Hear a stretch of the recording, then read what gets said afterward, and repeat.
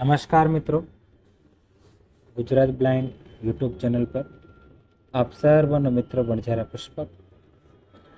તો ખૂબ સરસ મજાનો ચેપ્ટર આપણો ચેપ્ટર 4 એટલે કે અમેરિકન ક્રાંતિ, ફ્રાન્સની ક્રાંતિ અને નેપોલિયન બોનાપાર્ટ, જોરદાર ચેપ્ટર, છેલ્લો ચેપ્ટર આપણો ચાલી રહ્યો છે. ચેપ્ટરના લગભગ 3 ભાગ મેં અત્યાર સુધી અપલોડ કરી દીધા છે. આ ચોથો ભાગ આજે અપલોડ કરું છું. બરાબર, ચેનલને સબસ્ક્રાઈબ કરજો, વિડીયો ગમે તો લાઈક કરજો અને તમારા મિત્ર વર્તુળમાં શેર કરી દેજો. મિત્રો, આપણે કેટલાક કાયદાઓ જોયા, એમાં એક કાયદામાં કન્ફ્યુઝન છે. બરાબર, એટલે આમાં કન્ફ્યુઝન એ થઈ છે કે જે ચલણી નાણાંનો કાયદો છે, બરાબર, ચલણી નાણાંના કાયદો અને એક લશ્કરી રહેઠાણનો કાયદો, બરાબર, આ બે કાયદામાં એક કન્ફ્યુઝન થઈ છે.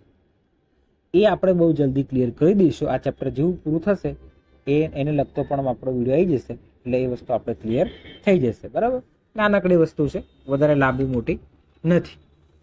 બરાબર, તો અલગ અલગ કાયદાઓ આપણે જોયા. બરાબર, આજે આપણે ચર્ચા કરવાની છે અમેરિકન સ્વાતંત્ર્ય વીરોનો ફાળો. બરાબર, નંબર 5 છે. બરાબર, અમેરિકન સ્વાતંત્ર્ય વીરોનો ફાળો, કે એમને શું ફાળો આપ્યો. બરાબર, એ પહેલા આપણે ટાઉનશેન્ડના કાયદા વિશે જોયું. હવે અમેરિકાને જો આજે સ્વતંત્રતા મળી તો એમાં એના જે લેખકો હતા એમને ખૂબ અગત્યની ભૂમિકા ભજવી.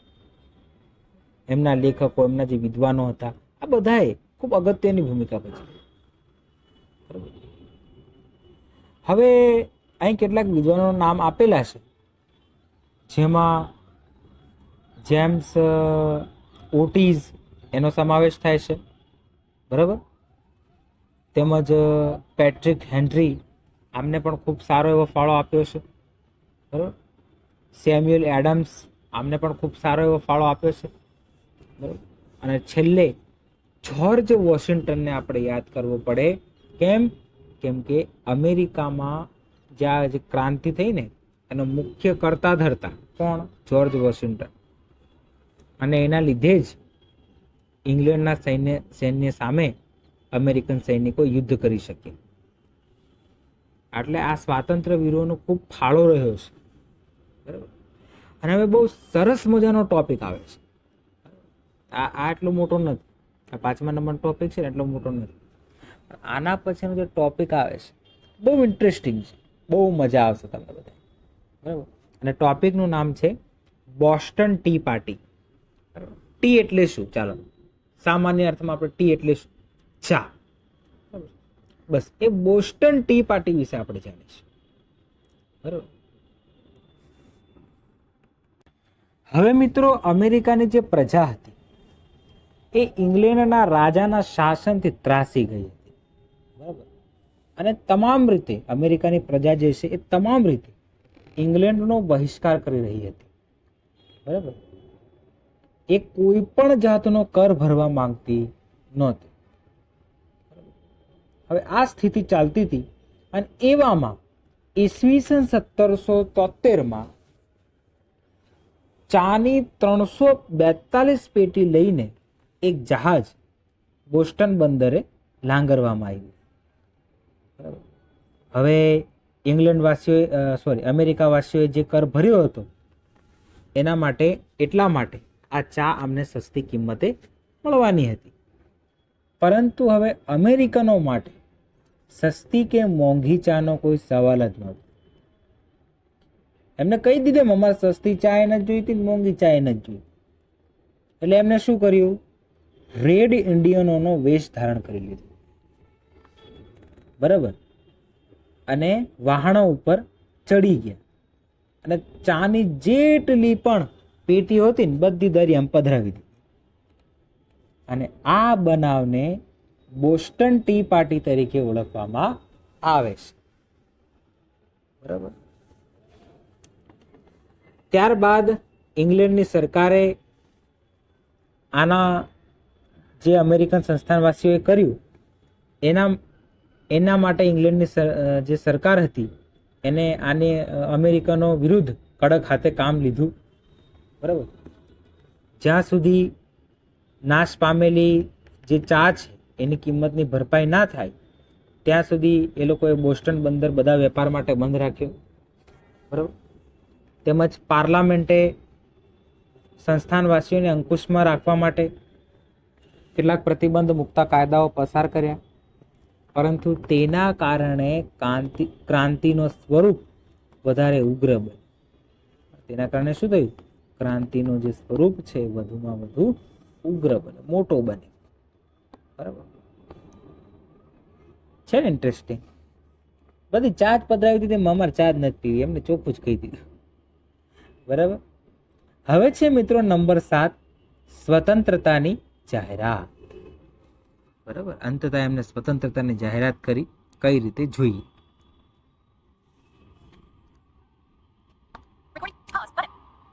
ઓકે,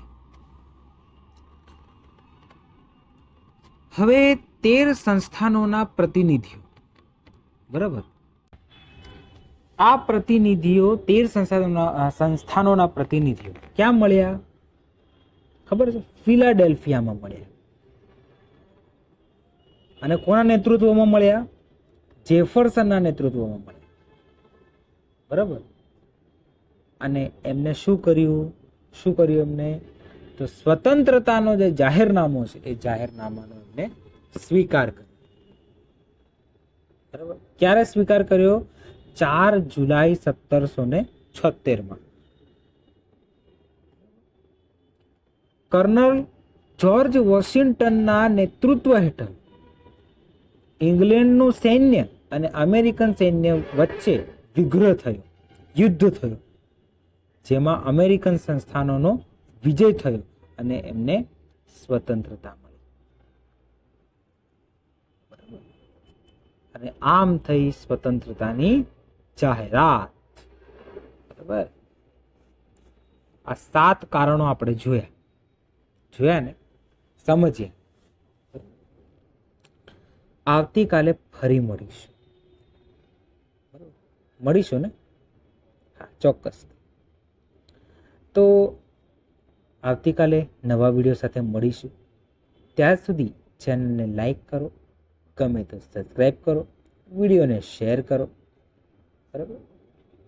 તો મળીએ મિત્રો નેક્સ્ટ વિડીયો સાથે. ત્યાં સુધી હસતા રહો ને બધાને હસાડતા રહો, બરાબર. કેમ કે હિસ્ટ્રીની ચિંતા નથી કરો, હિસ્ટ્રી માટે હું બેઠો છું. તમારી હિસ્ટ્રી બહુ જલ્દી ક્લિયર થઈ જશે, બરાબર. અત્યાર સુધી આપણે વિશ્વના ઇતિહાસમાં છેલ્લું ચેપ્ટર ચાલે છે, બરાબર. આ ભાઈ વૈદિક યુગ ચેપ્ટર તમે કહેતા હશો કે હજુ આવ્યું નથી, તો એમાં એવું છે મિત્રો કે ચેપ્ટર છે બહુ મોટું, બરાબર. એટલે એ ચેપ્ટર બહુ જલ્દી એની પર પણ એમ કહેવાય ને કે બહુ ઝડપી કામ ચાલી રહ્યું છે ચેપ્ટર ઉપર, અને બહુ જલ્દી તમારી પાસે તમને એ ચેપ્ટર મળી જશે, બરાબર. પછી તમે એ ચેપ્ટરને પણ નિહાળજો, બરાબર. એની પછી આપણું ચોથું ચેપ્ટર ગૌતમ બુદ્ધ મહાવીર વાળું છે, બરાબર. એની તો કઈ ચિંતા જ નથી, પ્રાચીન ભારત એ આપણે આરામથી પૂરું થઈ જશે.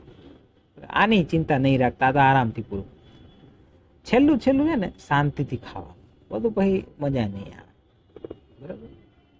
તો ચાલો મળીએ નેક્સ્ટ વિડીયોમાં, પછી વાતો કરીશું, બરાબર. તો ત્યાર સુધી જય હિન્દ, જય ભારત, જય જય ગરવી ગુજરાત.